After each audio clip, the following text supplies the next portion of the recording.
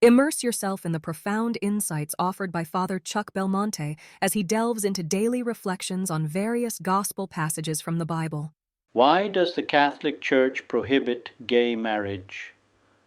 The Catholic Church's teaching on marriage is rooted in Scripture, natural law, and apostolic tradition, defining it as an exclusive, stable, and indissoluble union between one man and one woman, naturally ordered to the generation and education of children as well as the mutual good of the spouses.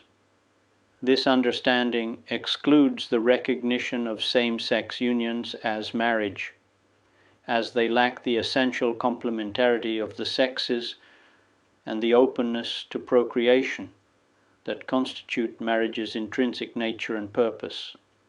The prohibition is not a matter of prejudice, but a defense of the divine plan for human sexuality and family life, while emphasizing respect and compassion for all persons, including those with same-sex attraction.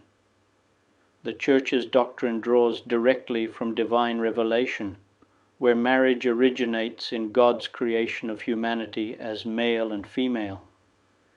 In the beginning, God established marriage as a union of one flesh between man and woman, reflecting the Creator's design for complementarity and fruitfulness. Increase and multiply. Genesis.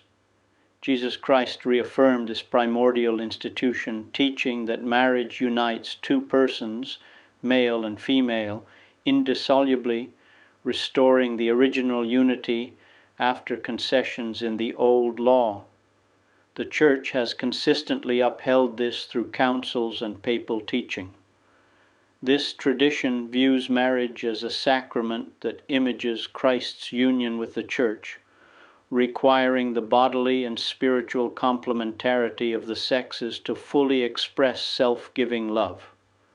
Same-sex unions, by contrast, cannot embody this spousal meaning, as they do not arise from the genuine affective and sexual complementarity inherent to God's plan.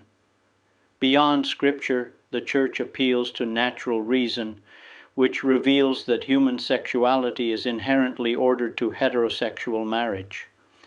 Our embodied nature as sexually differentiated persons inclines us toward the joint goods of procreation, the generation of children, and unitive love, the total self-gift of spouses. Same-sex unions, while possibly expressing affection, cannot achieve these ends. They lack biological complementarity for reproduction and the real bodily union that signifies marital unity.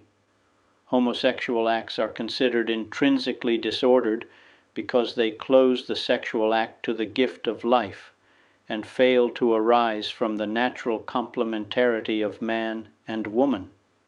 Thus, the Church teaches that homosexual unions cannot be equated to marriage, as they presume a form of sexual intimacy reserved solely for valid marital relations between opposite sexes.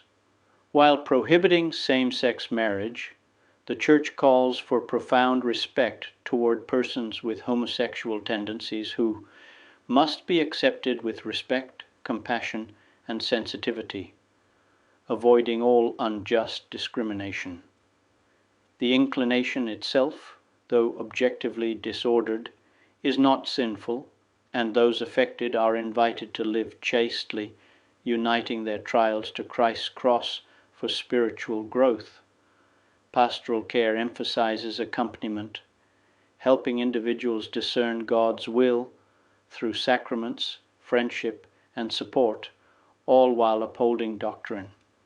In summary, the Church prohibits gay marriage to safeguard the sacred reality of matrimony as divinely instituted, a fruitful union of man and woman, against redefinitions that contradict natural law, Scripture, and tradition.